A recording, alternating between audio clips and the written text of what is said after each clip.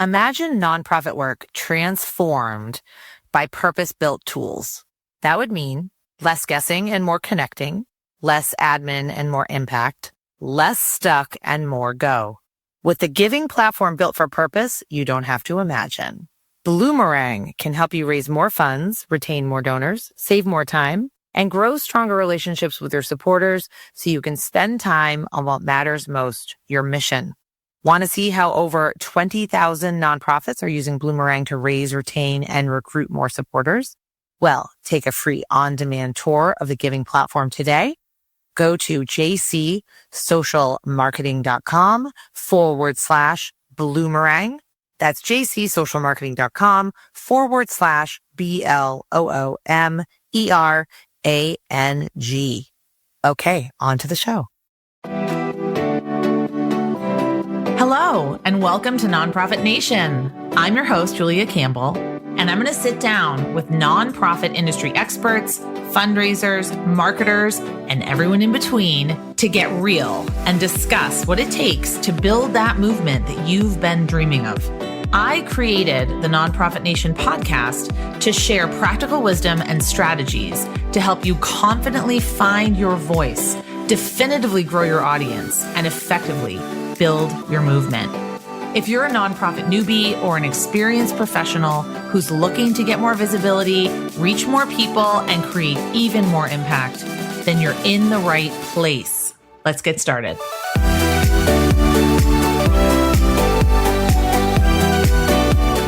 Hi, everyone. Welcome back to my loyal listeners of Nonprofit Nation. This is your host, Julia Campbell. And I'm really excited about today's topic. We know everyone is busy, emails, reports, social media. Most people skim rather than read in depth. So how can we write in a way that ensures our message gets through? And as nonprofits, we have incredibly important, sometimes complicated and technical messages to get through. So today I'm joined by Todd Rogers, a Harvard Kennedy School professor, behavioral scientist, and author of Writing for Busy Readers. And Todd's going to share the cognitive science behind effective communication. And he offers 6 actionable principles to help us as nonprofit professionals, educators, communicators, write more clearly and concisely. So Todd, welcome to the podcast. Thank you. Happy to be here, Julia. Thanks for having me. So what inspired you to write the book? What inspired you to focus on writing for busy readers? Thanks for asking. It's I think to the people who I have collaborated with and done research with over the last 20 years, I think it felt like a departure to them because it is not quite what I have always worked on, but I think it's a very coherent next step. And so I tend to work on how to change people's behavior for the better. And so that means how to get kids to go to school, how to get people to vote, how to get people to recycle and reduce their energy use, how to get people to donate and volunteer, and so on and so on. And I've done all these interventions, thousands of them, started a couple of organizations that do it in different sectors. And it turns out that when we are communicating to people I do all this doing randomized experiments, but when we do these kind of communications to try to motivate these behaviors, stage 0, before any of the psychology really kicks in, is do you get through? And does the busy person, whether it's a busy parent or a busy citizen or a busy consumer, actually consume and read what you send them? And so Jessica Lasky-Fink, my co-author on this book, she and I started thinking about this and realizing that it is stage 0 of everything, is how do we write in a way that makes it easy for actually busy, real people to read? And that's where this came from. I can't even tell you how much that resonates with me, only because I am sitting on a school board right now. I have 2 kids, one in high school, one in 4th grade. I receive so many communications, whether it's from the Little League or it's from the camps that I've signing them up for, or it's from the school committee, or it's from parents. I mean, it's so overwhelming.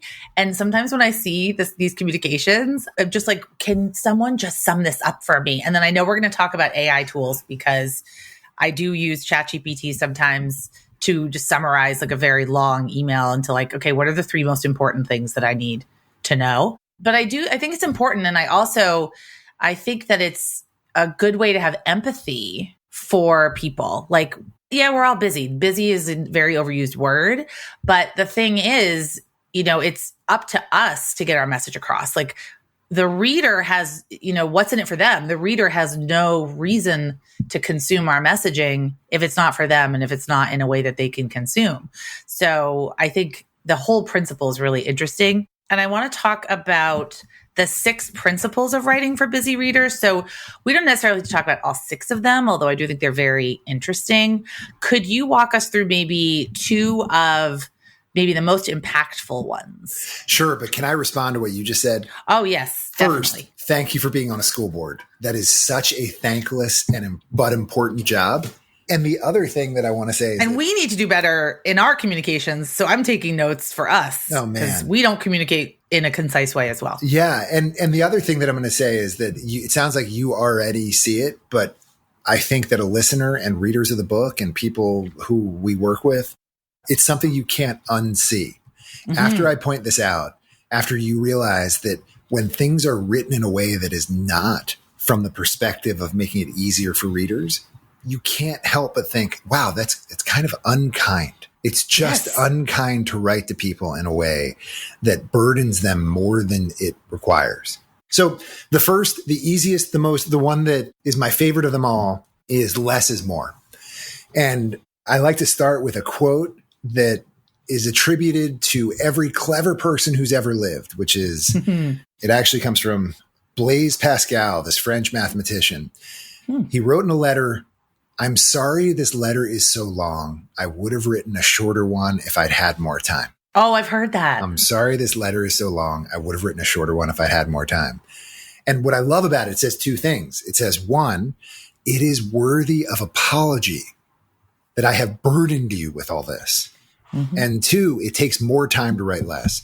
And so to illustrate it, we do lots of randomized experiments, A/B tests. And so an example of one, since you're on a school board, I'll describe one of those.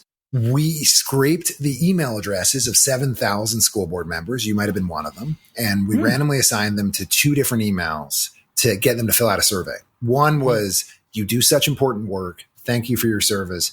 It is so important and influential on kids. You're making such incredible sacrifices of your time. Thank you. Please fill out my survey." And the other was, "Thank you for your work. Please fill out my survey." We just deleted all the middle sentences. And we hired a couple hundred people to read both. And the vast majority thought the more respectful, deferential, wordy one would be more effective. But we run this giant randomized experiment, 50% randomly assigned to get the short one, 50% randomized to get the longer one, the deferential, respectful one. And the short, concise one was almost twice as effective at getting people to respond to the survey. And we've now done lots and lots and lots and lots and lots of experiments like this. It's just consistently the case that we should add around where we just ask ourselves, how do I make it easier for the reader? And one perspective is, how do I make it shorter? I love less is more. I follow an email marketing guru, Liz Wilcox, and sometimes her subject lines are amazing. She sent an email that said, "This email is just 6 words long." And it was a promotion, and she just needed 6 words inside the email. And she was true to form. And it was just 6 words, and it had a link, to learn more. But her emails are always very concise, very short, to the point. And I love that point where if I had more time, I could edit this down. I think that nonprofits, especially because we're dealing with such heady and heavy issues, sometimes complicated, sometimes technical, there's so many words that we feel like we need to stuff in to our emails to get the point across. So what's maybe another principle that? So there are 3 dimensions of this less is more. One is fewer words in anyone. Yes. And what's hard about this, Julia, is that it's very hard. Is that we have a lot to say. You want those who read the whole thing will read and understand more of the important things you're conveying when there's more. But you have to know that the more you add, the less likely it is someone's going to read it at all. And so there's just this tension. You see, there's this trade-off that adding more deters people from engaging, but those who do engage get more content. And so there's no right answer, but less is more. And there's three kinds. One is fewer ideas. That's what we're talking about. Like you just have to use your judgment, and there's no right answer. We've seen it with experiments with text messages. Adding one more sentence to a text message decreases people's likelihood of responding. Yes. And that's the shortest mode of communication we have. So one is fewer ideas. The other is fewer words, which is like in order to should just be to. The reason for this is should just be because. There's no information lost. It's just shorter. And then the third, less is more, which I think will instantly resonate, but you probably have not explicitly thought about it, is fewer requests. And others have run a bunch of these experiments where when you ask people to do multiple things, you decrease the chance they'll do any one of them. Just people are busy and they postpone doing any of them until they can get to it, or they'll do the easiest one. And it's just, and what you do is you crowd out them doing any one of them when you add more things. So if one thing is important and two things are not, cut the other two things, or be heavy-handedly signal that one is the only important one. 100%. And I teach this in email marketing. I teach this in digital marketing. I see this in my own emails. If I send an email out with 2 webinars, it will get half the clicks as if I just send an individual email about one webinar or one LinkedIn Live or one promotion. I do see this in terms of email efficacy for fundraising appeals. You know, if the fundraising appeal is couched in your newsletter with 25 links, and then you're saying, well, no one's clicking on the donate button. Well, it's because there's too many other requests. Yeah, exactly. And for anyone listening, including you, Julia, we want to do more experiments on that specific topic because we want to write a scholarly paper on this where we want to replicate it lots of times in lots of different ways. So if anybody, listener or you, want to do an experiment with us, reach out. We'll put my email in the show notes or however we want to do it. And it's basically anybody with more than 5,000 people on your list and interested in doing an experiment, an A/B test on multiple requests versus one. Oh, cool. That'd be amazing. All right. That's an amazing principle. What is another principle? Maybe one that you think people struggle with the most? I don't know whether we want to call this the one they struggle the most with, but the second most powerful, I think, really potent one here is what we call design for navigation. And what's cool about it is we're talking about writing, but this is above writing. It's how we structure what we write. And the idea is if people are skimming, and we've got but other people have done this really cool eye tracking research where you just watch how people read and they jump around. And the idea is you want to write in a way that accommodates the way people actually read. And what they do is they are busy. You are competing with the delete button and they're just like moving fast. So you want to make it easy for them to jump around. And so one is for design for navigation. It's things like adding headings. We've run experiments where when you add headings to a multi-paragraph message, as opposed to no headings, you almost double the likelihood that people read or click past the first paragraph. Another is bottom line up front. I work with a bunch of people in the military, and in the U.S. Army, there is a concept that is widely applied called BLUF. Bottom line up front. And it's actually a rule in the U.S. Army that anything written has to have the first line as the bottom line. And it's cool. It works in the U.S. Army. It's not going to work everywhere because sometimes you have to have a little bit more like introduction if you don't have a relationship or norms aren't that you just are that direct. But the easier you can make it, and subject lines are great for this, but the easier you can make it for the person knowing they're not going to read the whole thing to pull out what you think is the most important thing before they quit on you. And everything we're doing is fighting against the most likely outcome, which is they quit before they read everything. So nonprofits, the people listening to this podcast, they're writing grant proposals, they're writing donor emails, they're writing advocacy messages, they're writing event briefs. How can they apply these principles without losing important details or without feeling like they're losing important details? It's judgment. It's all judgment. You as a writer have to make a determination. What is the most important content and what can I afford to cut? But it's also not even just cutting. It's just making it easy to write. So you can use, for example, an executive summary and then have a full report. And you can have the executive summary not be 8 pages, but be 1 page. So knowing that people are probably not even going to read the whole thing. I am afraid to even propose this, but I suspect everyone who manages a board puts materials in front of the board in advance of meetings. I don't think all your board members are reading your materials. And it's terrible because I usually when I teach this material, I always start with, have you ever been in a position where you're looking at someone after they asked you a question and you're looking at them and you're like, how could you ask me that? Didn't you read the thing? Like, I put all this effort into giving you the thing and you are asking me a question and the answer is the first paragraph of the thing I sent you. Everyone has been in that position. And so the idea is you want to make it easy for them to pull out the key info. But if you want and need to have all the details, then there's tricks. You use the appendix, you use an executive summary, you use footnotes, you use links, use attachments. But the idea is you always have to have all your writing go through this lens of how do I make it easier for the reader?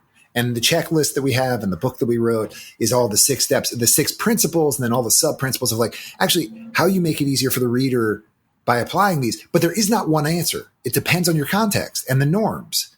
But the idea is everyone is busy, everyone's skimming. That's the universal. And then from there, only you know the context.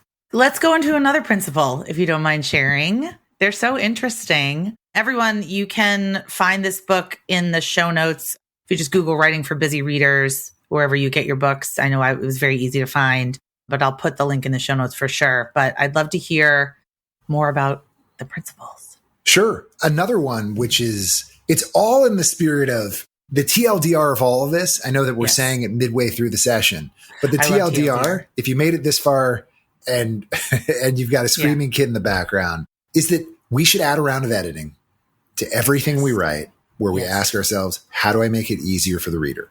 Because when we make it easier for the reader, we are more effective at achieving our goals. It's also kinder to our readers. How do I make it easier for the reader? How do I make it easier for the reader? Another one is, in addition to, we've talked about less is more. And there's 3 kinds of less: fewer words, fewer ideas, fewer requests. We also talked about design for navigation, which is like make it skimmable, like structure it so it's skimmable. A third would be make reading easy, which is actually the writing itself. So in the United States, the 50th percentile US adult, the median, the 50th percentile, you rank all adults by their reading level. The 50th percent US adult reads at a 9th grade reading level. 20% of US adults read at a 5th grade reading level. 1 in 5 US adults read at the level we teach 11-year-olds. And so what that means is if we are writing for people out in the public, the easier we make it to read, the more accessible it will be to more people. Now, that means instead of words like vernacular, we use words like words or like simple, common words. Shorter words, simpler sentences, which I'll get to in a second. But the idea is, one, writing in a way that is easy to read makes your writing more accessible to more people. But then even for people who can read it, it makes it more likely they will actually read it. Because it turns out that anything that requires cognitive effort, we're more likely to quit or postpone. Saving those calories for like hunting and gathering. That's what our brain's trying to do. And we avoid hard things. Sure. Yeah, exactly. So like all of this is about making it easier. And so we ran a giant experiment in a large urban school district where we had 130,000 families, and we randomly assigned a letter that the district already sends to kids who miss a bunch of school. And one was written in like legalese by lawyers, and it was the normal one written by the state legislature. And this is in California, and we had the Attorney General, who at the time was Kamala Harris, who's since become. Was this with Attendance Works by any chance? Yeah, it was. Yeah. They're one of my clients. Oh, good. Yeah. Shout out to Attendance Works. Oh, good. Hetty Chang. Hetty and I are, and my co-author on this book, Jessica, are all co-authors on this paper. Oh, I love Hetty. Yeah. Okay. That's so funny. They do amazing work. And even more important than ever, because there's just a crisis in attendance. Talk about like such a topic that is, when people hear about it, they immediately have such misconceptions and then their eyes glaze over. So tell me the story. I love this. So there's a state mandated form. I was going to say inscrutable, but we don't need to use words like that. We'll just say difficult to read. And so we get permission from the Attorney General to rewrite it in a 5th grade reading level, cut the words, make it simple, structure it. And then we do a giant randomized experiment with 130,000 families, looking at what effect does it have on attendance in the next 30 days. And we find is here's like not that shocking a headline that when you write in a way that makes it easy to read, it's dramatically more effective at getting kids to go to school than if you write in a way that is difficult to read. And so that's now like we're working with some states to make it the state standard. But the idea there is just like make reading easy. And there's another dimension to making reading easy. It's not just simple words and common words and short words. It's also simple sentences. And the most interesting thing that I learned in doing research about this book was this incredible eye tracking research on watching people read sentences. So they'll basically like lock your face in and then they'll track your eyes as you read word, word, word, word, period. Mm-hmm. And then you just sit at the period. And it's called the period pause effect. The period tells us the idea is over. You now have been introduced to an idea and it's done. And what happens is people sit there until they get the idea. And very often they have to go back and reread because they're like, I didn't get it. That's the idea. I didn't get it. The longer the sentence is, the more complicated it is, the longer the period pause, and the more likely they have to go back and reread. And that's when you lose people. That's when they quit. When you require them to put more effort in to read your writing, that's when you're going to lose them. So the idea is simple, short sentences that they can just go through without ever having to go backwards. And we could write in grammatically complicated ways that our English teachers would have said is grammatically correct in a beautiful, convoluted sentence. But it's actually not an effective sentence because people are going to quit on us. That is really cool. I love that experiment because I worked with them a couple of years ago on their social media and their social media marketing messages. And I found they had so many amazing videos and amazing content. But like you said, less is more. And it was very heavy and very legalese and very just like, here are the reasons why this is important. But especially for incredibly busy parents or parents that are clearly struggling, like if their child's missing a lot of school for some reason, they need to be communicated with in a different way. So I think I love that. Now, we obviously have to talk about AI and writing. And I know that you've developed an AI tool to help people improve their writing. Let's talk about that. How does it work? What is it? So the idea is this. There are 6 principles. And we've talked about 3 of them. And they're all through the lens of starting with how the reader reads. Yes. And then how do we write in a way that accommodates the way people read so it's easier for them. And initially when the LLMs, the large language models, started coming out, we're like, oh my God, does this mean that we don't have to worry about how we write anymore? And the conclusion that will seem obvious, but it took us a second to get to. The conclusion is if we want humans to read, regardless of whether humans are writing it or AIs are writing it, if we want humans to read something we write, then everything we're talking about is still relevant. To the extent that we want humans to read, humans are going to be limiting their attention and skimming and trying to move on. And so whether we are writing or the AIs are writing, we want to make it easy for readers. And so initially we trained a large language model on the principles, tuned it with some emails, pre-post, and we have hundreds of thousands of users on our basically teaching tool at our website, writingforbusyreaders.com. But people can use it. It's great. Hundreds of thousands of people do. The problem with ChatGPT is that when you ask it to rewrite something, it's not rewriting it so it's easy for readers. It's rewriting it so that it looks like other things that it thinks it's supposed to look like. It's getting better. Like there is now, for those interested, if you ask it to go to Canvas, that's its editing page.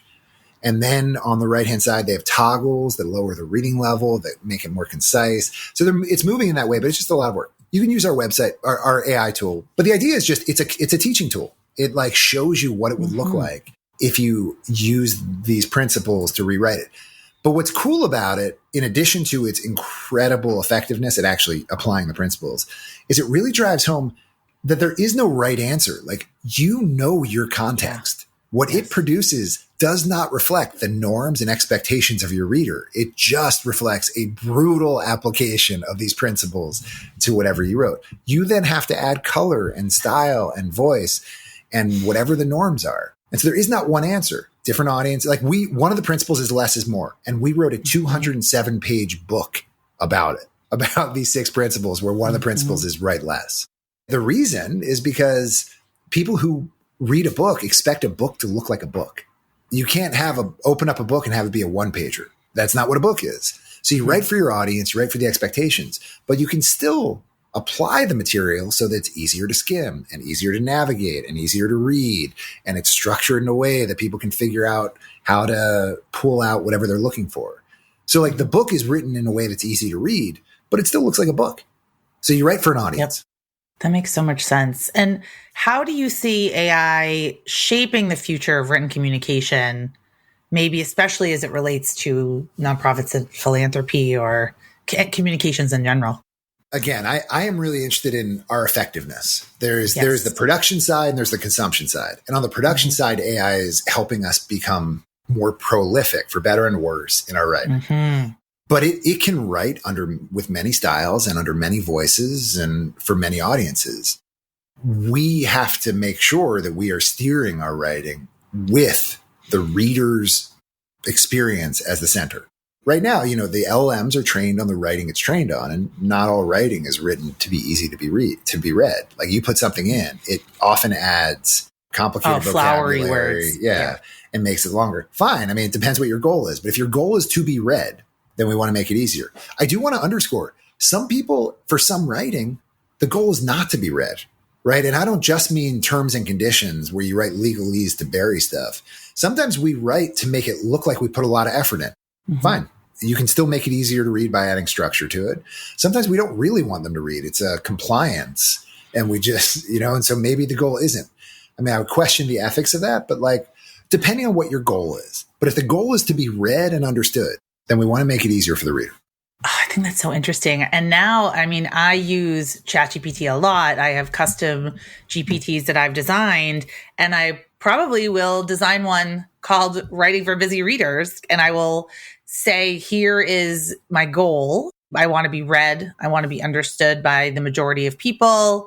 Less is more philosophy, taking out words that are unnecessary. And then what I would do is probably put my own writing into it and see how I can tighten it up and see how I can make it more effective.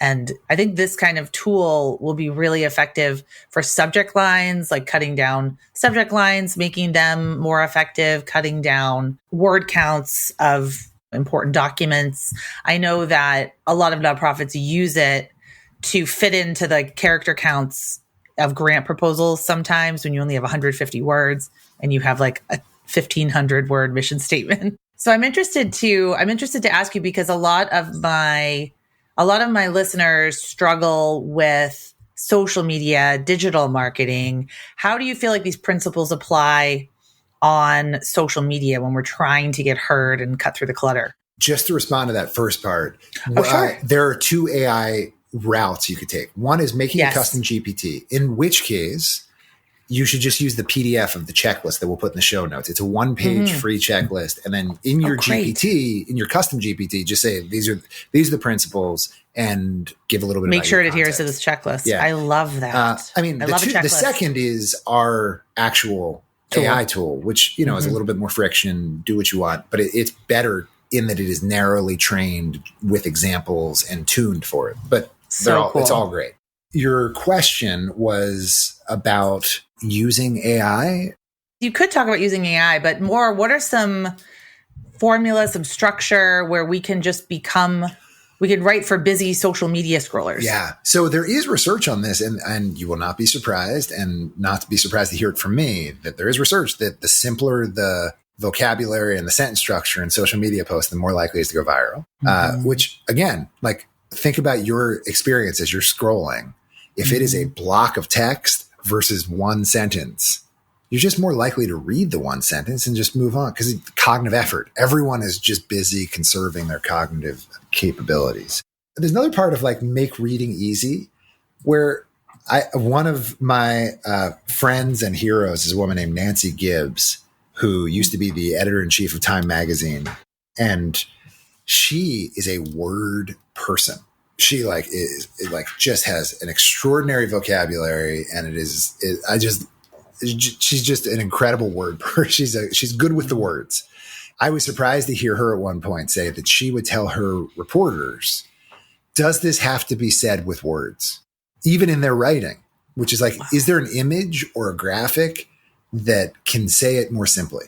And I mean, I'm sure that is true in social media too, although the research, I don't have research on that and I haven't read it, but it seems intuitively right. Basically, the goal is how do you make it easy to read? And the easiest way to read is to not require reading at all. That's true. And a picture is worth 1,000 words. As long as it's easy to understand. Sometimes people put graphs together where there's so much data in there, it's hard to really understand. Something we've been thinking about is a follow-up on how to make presentations and PowerPoints and graphs that are sort of informed by the science of attention and cognition that actually help people be more effective. And one thing you got to be careful about is attention is limited and you want to control where it goes. And so you want to make sure that it doesn't go to places that isn't your main point. Attention is limited and you want to control where it goes. Love that. If listeners can take away just one piece of advice to improve their communication, what should it be? We should add a round of editing to everything we write, where we ask ourselves, how do I make it easier for the reader? That makes us more effective. It's also kinder to our readers. How do I make it easier for the reader? Where can people find more about you, Todd, connect with you, and get all of these great tools? I mean, I'm going to put everything in the show notes, but tell us where we can connect with you and learn more. Writingforbusyreaders.com. That's the website for the book. And you could also, if you search, I have a scholarly homepage with my research and academic work, but I think writingforbusyreaders.com is what we're talking about. Mm-hmm. On it, you will find there is a PDF one-page checklist. There's also the AI tool. There's also a tool for calculating the grade level reading required based on what you write. There's a bunch of tools and resources. Also, something we talked about, Julia, which I'm really serious about. Anybody who has an email list of 5 or 10,000 or more and wants to do an A/B test on the number of requests, I'm interested. Mm-hmm. We want to do more research on this. And I'm particularly interested if you have a list of non-English language. The principles hold, and we have lots of research showing that it's turns out everyone is skimming, but there are different cultural norms in different languages. Mm-hmm. So we are particularly looking for collaborators. Awesome. Well, readers, listeners, everyone, take note of that because I think that'd be such a fantastic opportunity and you'll learn a lot. And I always encourage A/B testing around communications, especially emails. So you'll learn a lot and they will learn a lot and it'll just be a win-win for everybody. So once again, all the information in the show notes. Todd, thank you so much for being here today, sharing your wisdom and expertise. My pleasure. Thanks for having me.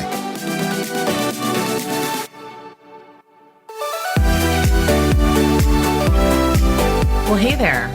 I wanted to say thank you for tuning into my show and for listening all the way to the end.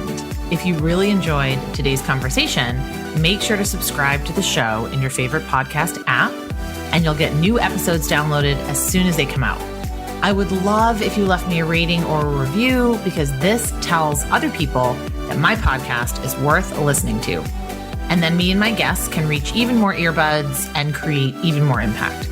So that's pretty much it. I'll be back soon with a brand new episode. But until then, you can find me on Instagram at JuliaCampbell77. Keep changing the world, you nonprofit unicorn.